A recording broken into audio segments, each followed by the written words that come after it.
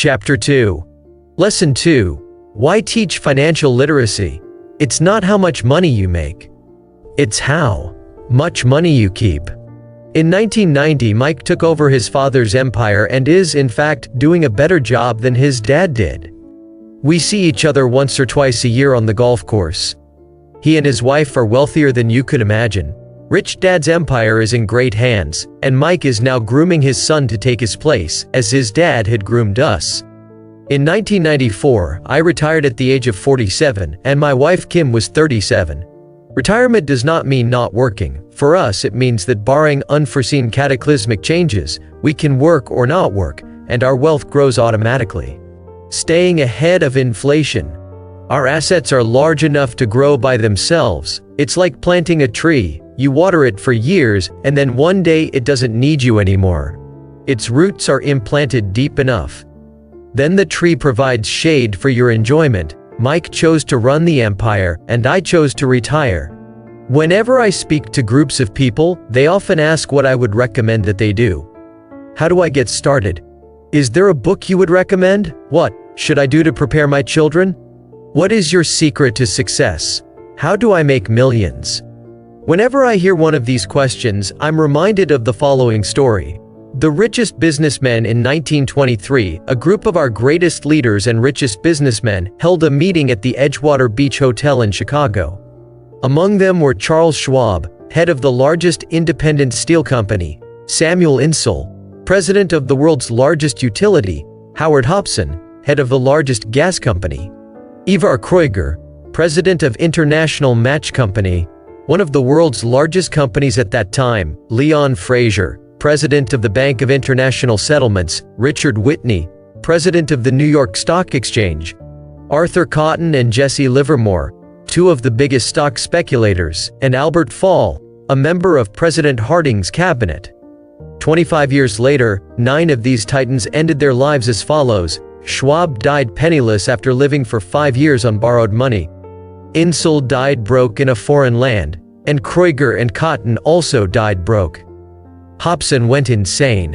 Whitney and Albert Fall were released from prison, and Fraser and Livermore committed suicide. I doubt if anyone can say what really happened to these men. If you look at the date, 1923, it was just before the 1929 market crash and the Great Depression, which I suspect had a great impact on these men and their lives. The point is this. Today we live in times of greater and faster change than these men did.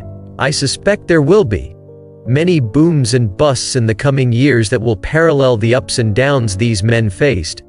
I am concerned that too many people are too focused on money and not on their greatest wealth, their education.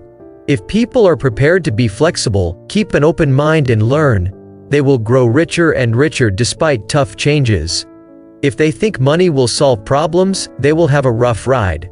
Intelligence solves problems and produces money. Money without financial intelligence is money soon gone. Most people fail to realize that in life, it's not how much money you make, it's how much money you keep. We've all heard stories of lottery winners who are poor, then suddenly rich, and then poor again. They win millions, yet are soon back where they started. Or stories of professional athletes, who at the age of 24 are earning millions, but are sleeping under a bridge 10 years later. I remember a story of a young basketball player who a year ago had millions. Today, at just 29, he claims his friend's attorney and accountant took his money, and he was forced to work at a car wash for minimum wage. He was fired from the car wash because he refused to take off his championship ring as he was wiping off the cars. His story made national news, and he is appealing his termination, claiming hardship and discrimination. He claims that the ring is all he has left, and if it was stripped away, he'll crumble. I know so many people who became instant millionaires. And while I am glad some people have become richer and richer, I caution them that in the long run, it's not how much money you make. It's how much you keep and how many generations you keep it. So when people ask, where do I get started, or tell me how to get rich quick, they often are greatly disappointed with my answer. I simply say to them what my rich dad said to me when I was a little kid. If you want to be rich, you need to be financially literate. That idea was drummed into my head every time we were together. As I said, my educated dad stressed the importance of reading books, while my rich dad stressed the need to master financial literacy. If you are going to build the Empire State Building, the first thing you need to do is dig a deep hole and pour a strong foundation. If you are going to build a home in the suburbs, all you need to do is pour a 6-inch slab of concrete. Most people, in their drive to get rich, are trying to build an Empire State Building on a 6-inch slab. Our school system, created in the agrarian age, still believes in homes with no foundation. Dirt floors are still the rage. So kids graduate from school with virtually no financial foundation. One day, sleepless and deep in debt in suburbia, living the American dream, they decide that the answer to their financial problems is to find a way to get rich quick. Construction on the skyscraper begins. It goes up quickly, and soon, instead of the Empire State Building, we have the Leaning Tower of suburbia. The sleepless nights return. As for Mike and me in our adult years, both of our choices were possible because we were taught to pour a strong financial foundation when we were just kids. Accounting is possibly the most confusing, boring subject in the world, but if you want to be rich long term, it could be the most important subject. For Rich Dad, the question was how to take a boring and confusing subject and teach it to kids. The answer he found was to make it simple by teaching it in pictures. My rich dad poured a strong financial foundation for Mike and me. Since we were just kids, he created a simple way to teach us. For years he only drew pictures and used few words. Mike and I understood the simple drawings, the jargon, the movement of money, and then in later years, Rich Dad began adding numbers. Today, Mike has gone on to master much more complex and sophisticated accounting analysis because he had to in order to run his empire. I am not as sophisticated because my empire is smaller, yet we come from the same simple foundation. Over the following pages, I offer to you the same simple line drawings Mike's dad created for us. Though basic, those drawings helped guide two little boys in building great sums of wealth on a solid and deep foundation. Rich people acquire assets. The poor and middle class acquire liabilities that they think are assets. Rule number 1. You must know the difference between an asset and a liability, and buy assets. If you want to be rich, this is all you need to know. It is rule number 1. It is the only rule. This may sound absurdly simple, but most people have no idea how profound this rule is. Most people struggle financially because they do not know the difference between an asset and a liability. Rich people acquire assets. The poor and middle class acquire liabilities that they think are assets, said Rich Dad. When Rich Dad explained this to Mike and me, we thought he was kidding. Here we were, nearly teenagers and waiting for the secret to getting rich, and this was his answer. It was so simple that we stopped for a long time to think about it. "What is an asset?" asked Mike. "Don't worry right now," said Rich Dad. "Just let the ideas sink in. If you can comprehend the simplicity, your life will have a plan and be financially easy. It is simple." That is why the idea is missed. "You mean all we need to know is what an asset is, acquire them, and we'll be rich?" I asked. Rich Dad nodded his head. "It's that simple." "If it's that simple, how come everyone is not rich?" I asked. Rich Dad smiled. "Because people do not know the difference between an asset and a liability." I remember asking, how could adults be so misguided? If it is that simple, if it is that important, why would everyone not want to find out? It took Rich Dad only a few minutes to explain what assets and liabilities were. As an adult, I have difficulty explaining it to other adults. The simplicity of the idea escapes them because they have been educated differently. They were taught by other educated professionals, such as bankers, accountants, real estate agents, financial planners, and so forth. The difficulty comes in asking adults to unlearn or become children again. An intelligent adult often feels it is demeaning to pay attention to simplistic definitions. Rich Dad believed in the KISS principle: keep it simple, stupid, or keep it super simple. So he kept it simple for us, and that made our financial foundation strong. So what causes the confusion? How could something so simple be so screwed up? Why would someone buy an asset that was really a liability? The answer is found in basic education. We focus on the word literacy, and not financial literacy. What defines something to be an asset or a liability are not words. In fact, if you really want to be confused, look up the words asset and liability in the dictionary. I know the definition may sound good to a trained accountant, but for the average person it makes no sense. But we adults are often too proud to admit that something does not make sense. An asset puts money in my pocket, a liability takes money out of my pocket. To us young boys, Rich Dad said, "What defines an asset are not words but numbers. And if you can't read the numbers, you can't tell an asset from a hole in the ground." In accounting, Rich Dad would say, "It's not the numbers, but what the numbers are telling you. It's just like words. It's not the words, but the story the words are telling you." If you want to be rich, you've got to read and understand numbers. If I heard that once, I heard it 1,000 times from my rich dad. And I also heard, the rich acquire assets, and the poor and middle class acquire liabilities. Here is how to tell the difference between an asset and a liability. Most accountants and financial professionals do not agree with the definitions. But these simple drawings were the start of strong financial foundations for two young boys. This is the cash flow pattern of an asset. The top part of the diagram is an income statement, often called a profit and loss statement. It measures income and expenses, money in and money out.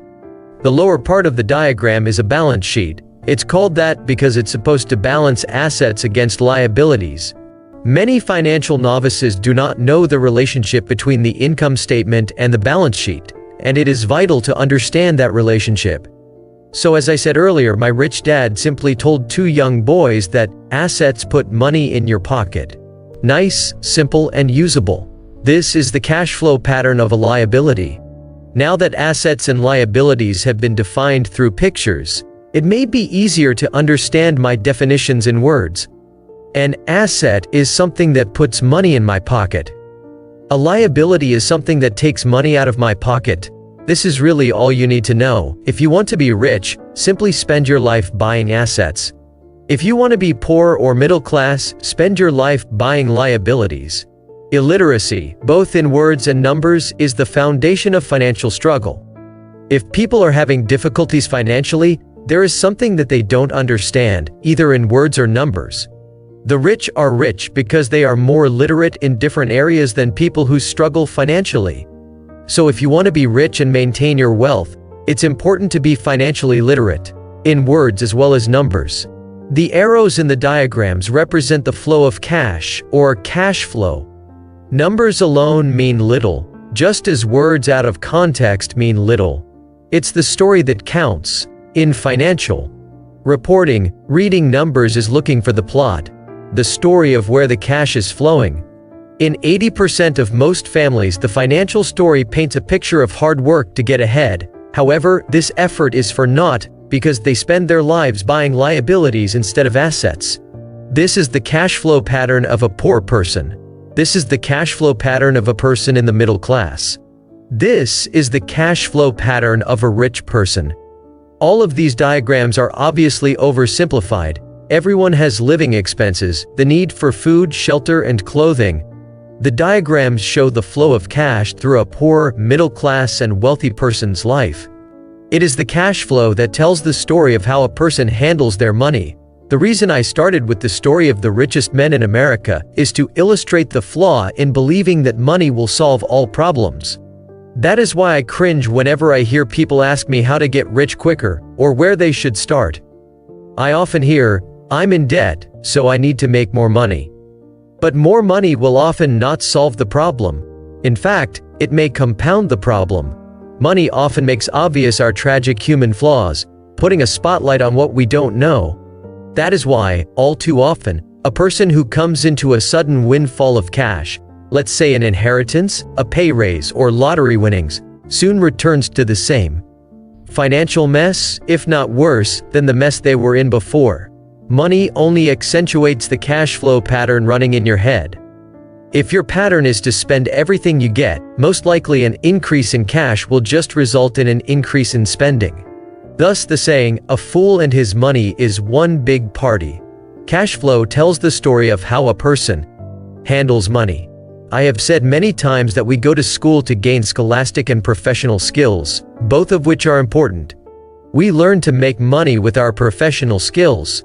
In the 1960s, when I was in high school, if someone did well academically, people assumed this bright student would go on to be a medical doctor because it was the profession with the promise of the greatest financial reward. Today, doctors face financial challenges I wouldn't wish on my worst enemy. Insurance companies taking control of the business, managed healthcare, government intervention, and malpractice suits. Today, kids want to be famous athletes, movie stars, rock stars, beauty queens, or CEOs because that is where the fame, money, and prestige are. That is the reason it is so hard to motivate kids in school today. They know that professional success is no longer solely linked to academic success, as it once was. Because students leave school without financial skills, millions of educated people pursue their profession successfully, but later find themselves struggling financially. They work harder but don't get ahead. What is missing from their education is not how to make money, but how to manage money. It's called financial aptitude, what you do with the money once you make it, how to keep people from taking it from you, how to keep it longer, and how to make that money work hard for you. Most people don't understand why they struggle financially because they don't understand cash flow.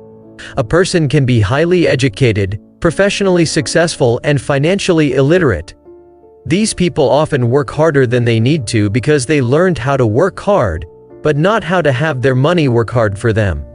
How the quest for a financial dream turns into a financial nightmare. The classic story of hardworking people has a set pattern. Recently married, the happy, highly educated young couple moves into one of their cramped rented apartments. Immediately, they realize that they are saving money because two can live as cheaply as one. The problem is the apartment is cramped.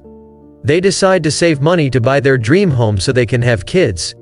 They now have two incomes, and they begin to focus on their careers. Their incomes begin to increase. As their incomes go up, their expenses go up as well. The number one expense for most people is taxes. Many people think it's income tax, but for most Americans, their highest tax is Social Security. As an employee, it appears as if the Social Security tax combined with the Medicare tax rate is roughly 7.5%. But it's really 15% since the employer must match the Social Security amount. In essence, it is money the employer can't pay you. On top of that, you still have to pay income tax on the amount deducted from your wages for Social Security tax. Income you never received because it went directly to Social Security through withholding. Going back to the young couple, as a result of their incomes increasing, they decide to buy the house of their dreams. Once in their house, they have a new tax, called property tax. Then they buy a new car, new furniture, and new appliances to match their new house. All of a sudden, they wake up and their liabilities column is full of mortgage and credit card debt. Their liabilities go up. They're now trapped in the rat race. Pretty soon a baby comes along and they work harder. The process repeats itself. Higher incomes cause higher taxes, also called bracket creep. A credit card comes in the mail. They use it and max it out.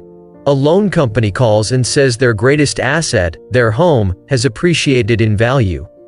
Because their credit is so good, the company offers a bill consolidation loan and tells them the intelligent thing to do is clear off the high-interest consumer debt by paying off their credit card. And besides, interest on their home is a tax deduction. They go for it and pay off those high-interest credit cards. They breathe a sigh of relief. Their credit cards are paid off. They've now folded their consumer debt into their home mortgage. Their payments go down because they extend their debt over 30 years. It is the smart thing to do. Their neighbor calls to invite them to go shopping. The Memorial Day sale is on. They promise themselves they'll just window shop, but they take a credit card, just in case. I run into this young couple all the time. Their names change, but their financial dilemma is the same. They come to one of my talks to hear what I have to say. They ask me, "Can you tell us how to make more money?" They don't understand that their trouble is really how they choose to spend the money they do have. It is caused by financial illiteracy and not understanding the difference between an asset and a liability. More money seldom solves someone's money problems. Intelligence solves problems. There is a saying a friend of mine says over and over to people in debt: if you find you have dug yourself into a hole, stop digging.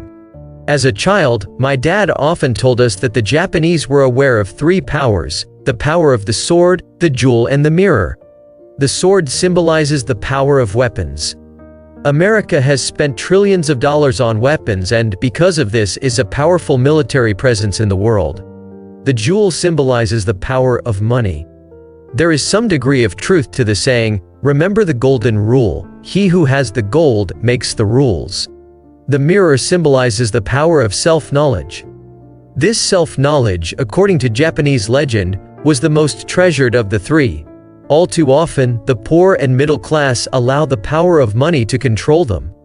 By simply getting up and working harder, failing to ask themselves if what they do makes sense, they shoot themselves in the foot as they leave for work every morning. By not fully understanding money, the vast majority of people allow its awesome power to control them. If they used the power of the mirror, they would have asked themselves, does this make sense?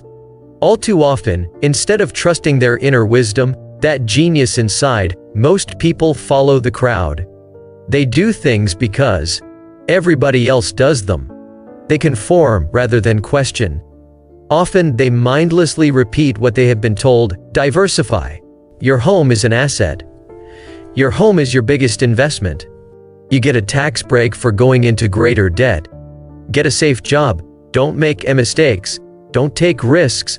It is said that the fear of public speaking is a fear greater than death for most people. According to psychiatrists, the fear of public speaking is caused by the fear of ostracism, the fear of standing out, the fear of criticism, the fear of ridicule, and the fear of being an outcast. The fear of being different prevents most people from seeking new ways to solve their problems. That is why my educated dad said the Japanese valued the power of the mirror the most. For it is only when we look into it that we find truth. Fear is the main reason that people say, play it safe. That goes for anything, be it sports, relationships, careers, or money.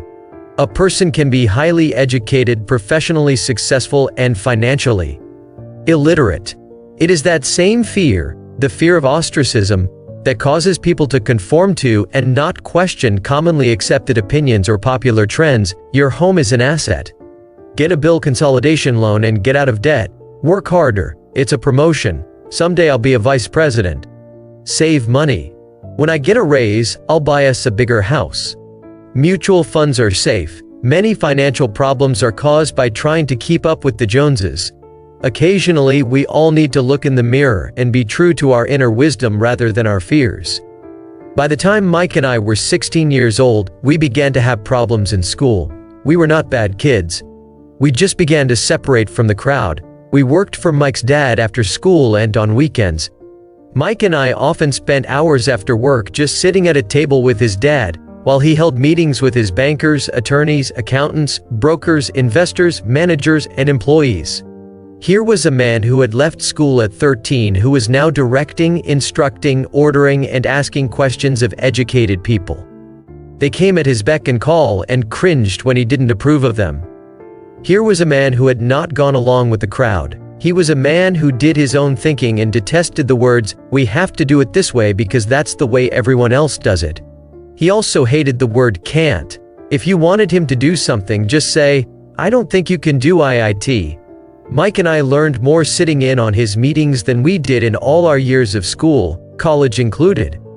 Mike's dad was not book smart, but he was financially educated and successful as a result. He told us over and over again, an intelligent person hires people who are more intelligent than he is. So Mike and I had the benefit of spending hours listening to and learning from intelligent people. But because of this, Mike and I couldn't go along with the standard dogma our teachers preached, and that caused problems. Whenever the teacher said, "If you don't get good grades, you won't do well in the real world," Mike and I just raised our eyebrows. When we were told to follow set procedures and not deviate from the rules, we could see how school discouraged creativity. We started to understand why our rich dad told us that schools were designed to produce good employees instead of employers. Occasionally, Mike or I would ask our teachers how what we studied was applicable in the real world, or why we never studied money and how it worked. To the latter question, we often got the answer that money was not important, that if we excelled in our education, the money would follow. The more we knew about the power of money, the more distant we grew from the teachers and our classmates.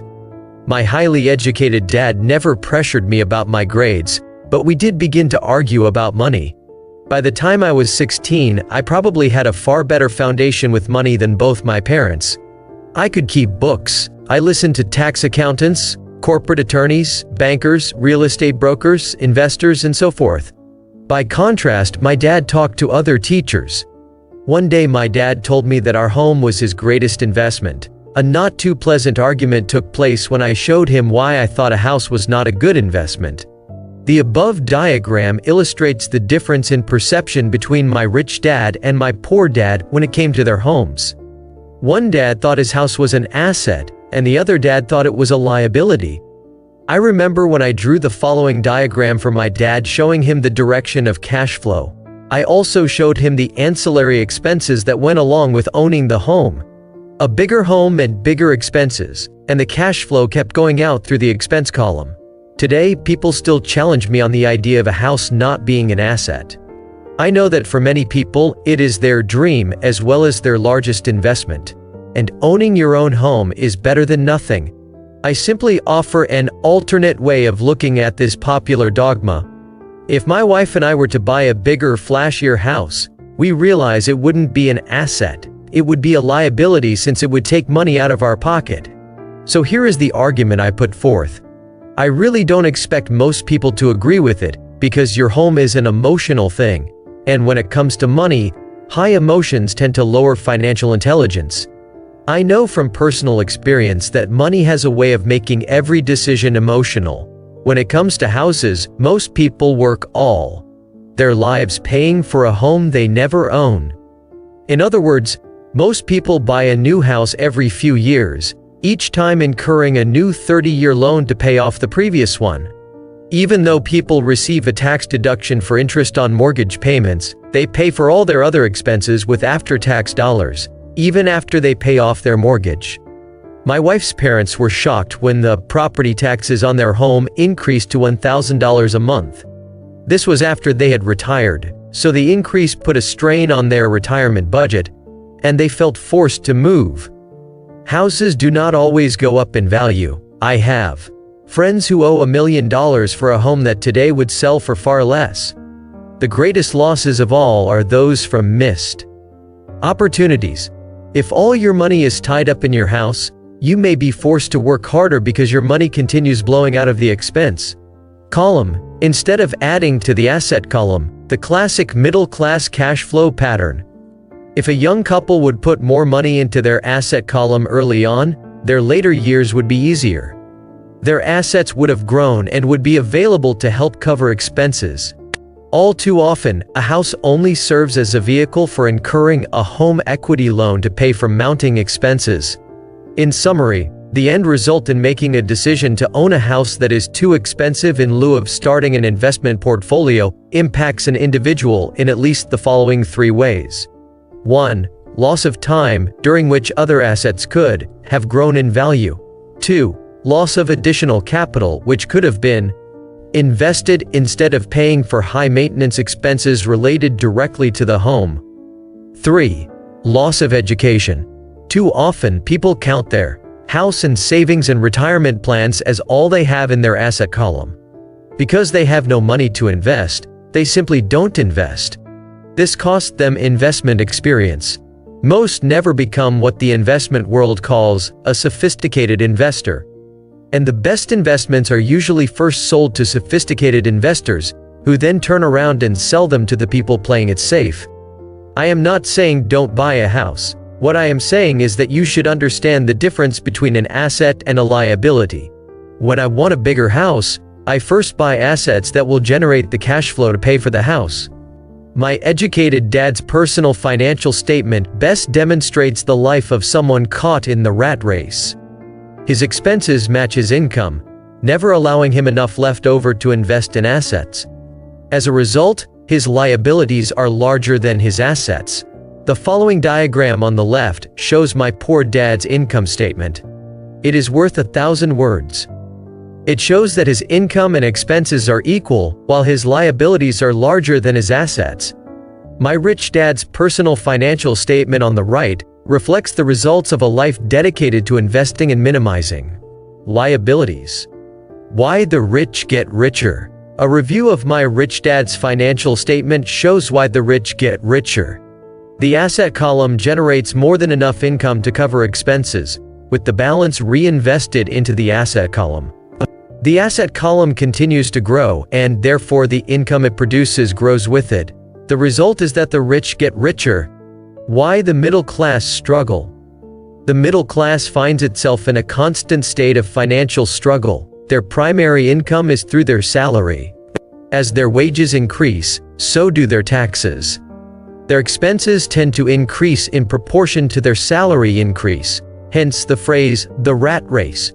They treat their home as their primary asset, instead of investing in income-producing assets. This pattern of treating your home as an investment, and the philosophy that a pay raise means you can buy a larger home or spend more, is the foundation of today's debt-ridden society. Increased spending throws families into greater debt, and into more financial uncertainty, even though they may be advancing in their jobs and receiving raises on a regular basis. This is high-risk living caused by weak financial education. The massive loss of jobs in recent times proves how shaky the middle class really is financially. Company pension plans are being replaced by 401k plans. Social Security is obviously in trouble and can't be relied upon as a source for retirement. Panic has set in for the middle class. Today, mutual funds are popular because they supposedly represent safety.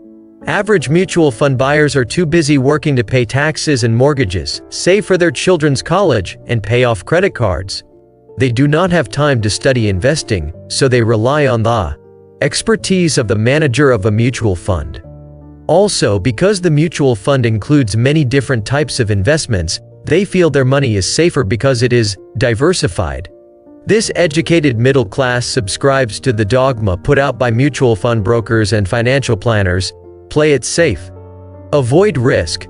The real tragedy is that the lack of early financial education is what creates the risk faced by average middle class people.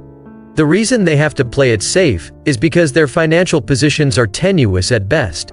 Their balance sheets are not balanced. Instead, they are loaded with liabilities and have no real assets that generate income. Typically, their only source of income is their paycheck. Their livelihood becomes entirely dependent on their employer. So when genuine deals of a lifetime come along, these people can't take advantage of them because they are working so hard, are taxed to the max, and are loaded with debt. As I said at the start of this section, the most important rule is to know the difference between an asset and a liability. Once you understand the difference, concentrate your efforts on buying income-generating assets. That's the best way to get started on a path to becoming rich. Keep doing that, and your asset column will grow. Keep liabilities and expenses down so more money is available to continue pouring into the asset column. Soon the asset base will be so deep that you can afford to look at more speculative investments. Investments that may have returns of 100% to infinity, $5,000 investments that are soon turned into $1 million or more. Investments that the middle class calls too risky. The investment is not risky for the financially literate. If you do what the masses do, you get the following picture. As an employee who is also a homeowner, your working efforts are generally as follows. 1. You work for the company. Employees make their business owner or the shareholders rich, not themselves. Your efforts and success will help provide for the owner's success and retirement. 2. You work for the government. The government takes its share from your paycheck before you even see it. By working harder, you simply increase the amount of taxes taken by the government.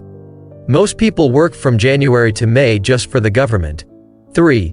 You work for the bank. After taxes, your next largest expense is usually your mortgage and credit card debt. The problem with simply working harder is that each of these three levels takes a greater share of your increased efforts. You need to learn how to have your increased efforts benefit you and your family directly. Once you have decided to concentrate on minding your own business, focusing your efforts on acquiring assets instead of a bigger paycheck, how do you set your goals? Most people must keep their job and rely on their wages to fund their acquisition of assets. As their assets grow, how do they measure the extent of their success? When does someone know that they are rich, that they have wealth? As well as having my own definitions for assets and liabilities, I also have my own definition for wealth. Actually, I borrowed it from a man named R. Buckminster Fuller. Some call him a quack and others call him a genius. Years ago he got architects buzzing because he applied for a patent for something called a geodesic dome. But in the application, Fuller also said something about wealth. It was pretty confusing at first, but after reading it, it began to make some sense. Wealth is a person's ability to survive so many number of days forward, or, if I stopped working today, how long could I survive? Unlike net worth, the difference between your assets and liabilities, which is often filled with the person's expensive junk and opinions of what things are worth. This definition creates the possibility for developing a truly accurate measurement. I could now measure and know where I was in terms of my goal to become financially independent. Although net worth often includes non-cash producing assets, like stuff you bought that now sits in your garage, wealth measures how much money your money is making, and, therefore, your financial survivability. Wealth is the measure of the cash flow from the asset column compared with the expense column. Let's use an example. Let's say I have cash flow from my asset column of $1,000 a month. And I have monthly expenses of $2,000. What is my wealth? Let's go back to Buckminster Fuller's definition. Using his definition, how many days forward can I survive? Assuming a 30-day month, I have enough cash flow for half a month.